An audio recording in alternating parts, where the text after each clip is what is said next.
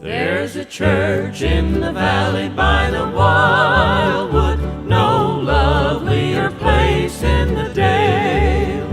No spot is so dear to my childhood as the little brown church in the vale. Good afternoon again, everyone. Good afternoon. So this is our last service of 2019. It's hard to believe. The year has come and gone in the blink of an eye. And a little personal side note, it was a year ago today that I stood in this very spot with my now husband Tom, and we were proclaimed husband and wife right here in this church. So who could have known a year ago on that day what would transpire over the course of a year? And in this year I found a new job, which I'm loving, serving the community. And of course, Tom's mother has just recently passed as well. We've lost her during this year. So none of us know at the beginning or the end or any point in the year what the future will hold for us. And of course, we can all look backwards and see, 2018 was a horrific year. 2019 was difficult. And we always have hopes that the next year will be even better. And to that end, Spirit really wanted me to talk about that. I saw a story on Facebook recently, and I'm going to butcher it, I apologize, I can't remember it verbatim, but the gist of the story was that someone was walking from one room to another, and she had a cup full of coffee in her hand. And someone else walked into the room as she was walking out, bumped into her, and coffee went everywhere. And the question was asked, why, I'm going to blow it already, why did she spill the coffee? And of course, the obvious answer is because somebody bumped into her. And they came back and posited no. The reason she spilled coffee was because her cup was full of coffee. Had her cup been full of tea, she would have spilled tea. Had her cup been full of water, she would have spilled water. The purpose in all of the semantics is to say, what is your cup full of? If life is going to bump you and stress you out and shake things up a little bit, as it often does, what are you going to spill over with? Is it going to be love and gratitude and compassion? Is it going to be bitterness and anger and depression? It's an awareness thing. It's an awareness exercise. And Spirit really wanted me to talk about going into 2020, if the year has not turned out the way that you would like it to, look at where you are now and say, a year from now, so December 29th of 2020, do I want to be living the same story that I'm living here today? And if you do, that's fantastic. Keep doing what you're doing. Obviously, you've got something right. If it's not, then where can you make changes? Because we all are empowered. We are not victims of our life that are put into circumstances beyond our control for no reason. That would be pointless. That would just be an exercise in suffering. And while someone may find it humorous, I don't really think that our God does that to us. I believe that there is more empowerment in us, and I believe that we are all parts of the divine, that we are all in the embodiment of God, if you will. And so you are all given the power to change your lives. And of course, it's stressful, it's uncomfortable. No one likes leaving a good, secure job that pays the bills, even if it makes them miserable, for the unknown, maybe the new job. Maybe the new adventure, maybe the new career, maybe the new learning.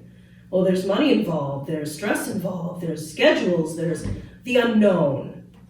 But you're all empowered to be able to do that. If you are doing something you do not like, that really saps the energy and the love right out of you, then it is within your power to make changes. At least consider it.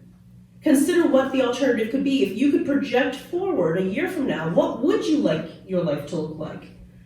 Of course, there are big issues that we all deal with daily. We have the elections coming up, God help us all, and world economies and things that really are out of our individual control.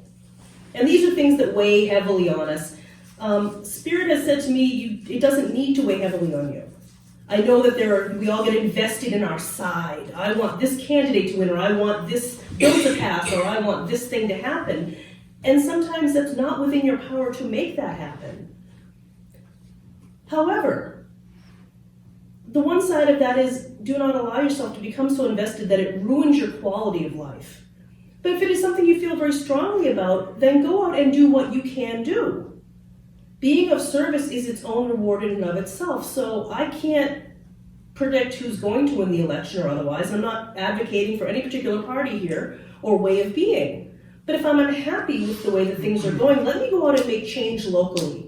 Let me go to my local hospice and sit with people who are in the end of stages of life, who maybe have no one to visit them. Let me go to a homeless shelter. Let me go and serve in a soup kitchen. You know, if I don't have money to give, and sometimes I don't, then I do have some time. I can write letters. I can make myself available in many ways to those who are less fortunate than I am. And I know that it could be a lot worse is never a good motivational speech. I know that I hate hearing, well, you know, it could be a lot worse. Well, yes, it could, but that doesn't make me feel any better about it now either. What does make me feel good is knowing that I can make a difference in someone else's life, whether it's an animal or a person, someone who's sick, or just a neighbor. It doesn't have to be an organization. I could check in on my neighbor and make sure that she's all right in the cold weather. I could help give someone a ride if they need a ride. These are the small things that we do as the embodiments of God, as the power that exists and the love that is out there that we can share, to be there for other people, for animals, for causes that mean something to us. If I want the earth to get better, I'm not going to send letters into Congress and wait for them to do something. I'm going to go out there and start doing something myself. I'm going to clean up my road, go and pick up some trash. I'm going to volunteer with a group that maybe does something. You know, we can't change the entirety of it, but we can put our energy and shift the balance of the way of what is the norm. I say this because I recently had a reading with a friend of mine who's not only a very gifted medium, but she's also an astrologer. And in looking at my chart, she came forward and said, well, something you should know, Jen. Going into 2020, January is going to be very, very tough for a lot of people.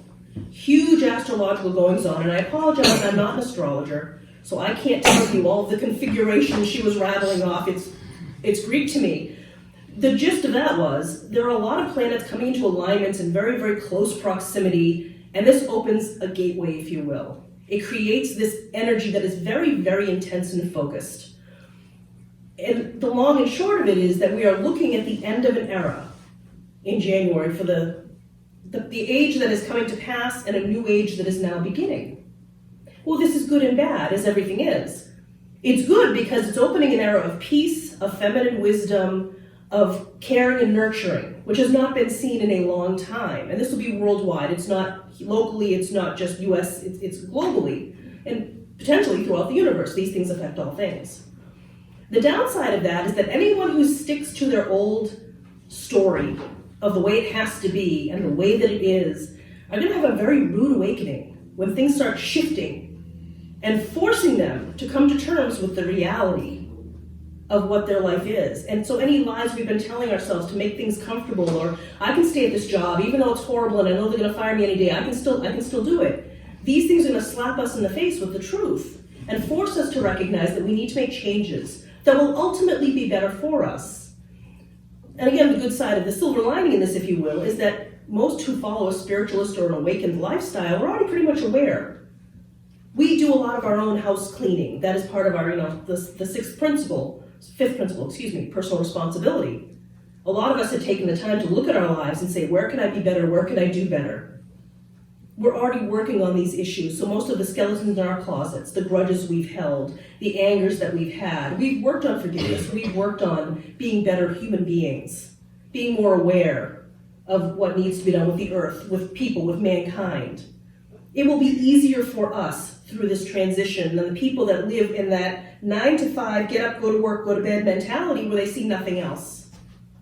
Because those realities, those emotional realities of their life and reality are going to hit them in the face. And it's going to be very hard for them to deal with because they don't have the tools yet to deal with that. They have not been introspective and looked into what they could do to change their lives.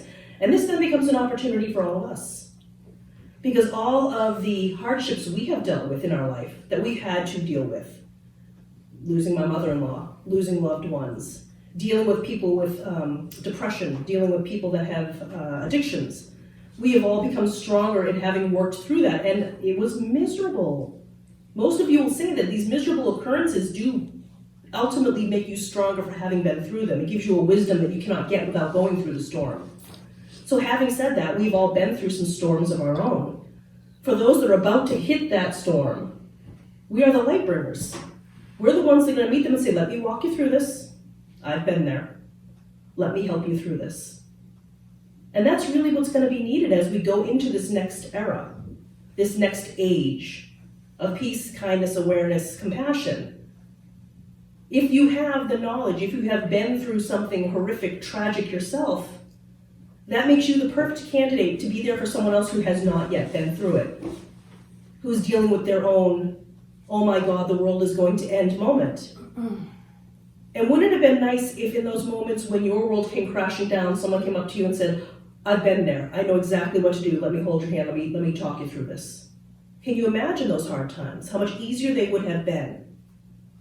Yes, we all do have to go through it, with someone's help or without. But this is the opportunity for us to raise our vibrations, to bring more fulfillment into our own lives, so that a year from now we can look back and say, look at all the good that I've accomplished, even if it was on a very, very, very small scale. I saved one rescue animal, got it a home. I donated to another group so they could save 2 or 3 animals. I went to hospice and I sat with the elderly. I went to a nursing home and visited with people who had no one to visit with them. I served at a soup kitchen. Or I went to church and I helped people who needed a ride or who needed someone to talk to. It doesn't have to be huge, grand gestures. We're not asking for saints. The world has enough saints. We need good people. People who are willing to be authentic to themselves and spread that love that you've been given. And understand, a lot of people are going through very, very hard times right now. We're not the only ones. I congratulate all of you for having gotten through the storms in your life, because we all have them. You wouldn't be here today if you'd not gotten through them to some level extent. A lot of people use that as an excuse to become bitter, never going back to church, not talking to people again. I hate everybody. It doesn't get you very far. I invite you to become the light bringers for the coming year and watch the wonderful rewards that will come in as a result of that. I can't promise you that there'll be lottery winnings and mansions and trips to Maui and whatnot, but I will say I've noticed that in the years that I have been of service, the rewards just keep coming, sometimes in big things, sometimes in small things, but they're there. And I credit the fact that I try to be more and more of service to other people. Am I perfect? Absolutely not. Absolutely not. I can be the most judgmental catty. I have my moments, I'm human, but I own that. You know, again, not asking for anyone to be a saint. I'm asking that you take the opportunity to be there for someone else in this coming season, in this coming year, and I guarantee you, in some way, shape, or form, the reward for that from Spirit will be there for you.